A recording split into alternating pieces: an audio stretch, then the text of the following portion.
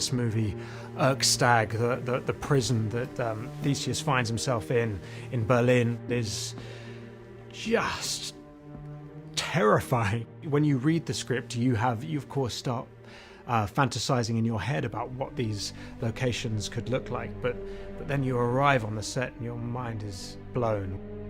You want an actor to walk into a set and go, oh yeah, this feels like I really wouldn't want to be here. Erkstag is a German ministry prison that's meant to have been decommissioned supposedly a long time ago, but of course it's not. We really liked some reference that we saw of this this quarry down in Dorset, and it's got these incredibly square columns in rock that are obviously supporting this very low roof. We really like this kind of natural set being cramped and very compressed. We see Newt enter the Erkstag prison through a U-Bahn entrance. And then once you get into the darkness of the tunnels, we kept it dark. You kept going in and out of light. Texture, tone, dripping rock. So initially, one, I think, understands the danger of where Theseus has been taken. And then, of course, we go into this huge spiral prison block that Theseus is being held in.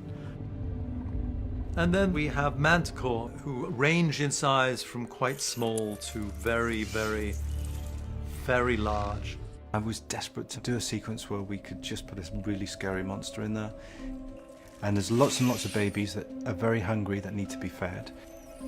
And there's this great big scary mother one that sort of resides in the depth of the jail, occasionally grabbing prisoners, ripping them up into pieces and feeding them to the babies. It sounds really horrible, and it is really horrible, but it's also slightly bizarrely funny, because Newt's way into the prison and out of it is to encourage the little baby manticores to do a kind of little dance.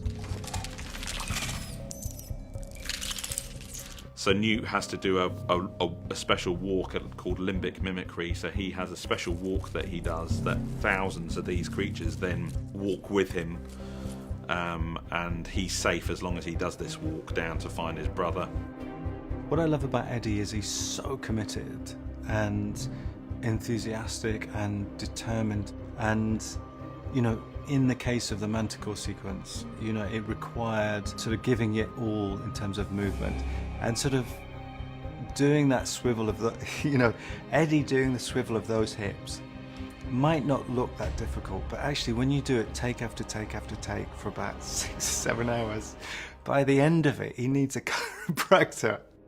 It wouldn't be a Fantastic Beasts film without me having to go some ritual humiliation, normally involving a dance of some description. I wanted to explore the very fine line between comedy and horror, which I love, that sort of sweet spot where you can kind of like laugh at something but also be slightly repelled at the same time because it's a bit icky. And eventually chaos ensues when the big mum arrives.